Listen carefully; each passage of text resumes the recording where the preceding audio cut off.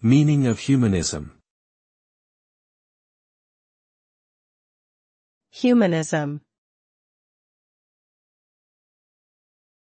Humanism. Humanism. Humanism.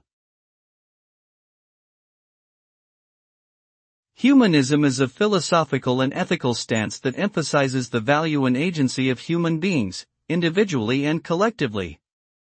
It emerged during the Renaissance as a response to the prevailing dogmatism and authoritarianism of the Church. Humanists believe in rational inquiry, critical thinking, and freedom of thought, expression, and inquiry. They reject supernatural intervention in human affairs and instead focus on the human experience, potential, and dignity. Humanism has had a profound impact on Western culture, inspiring the development of science, democracy, human rights, and secularism.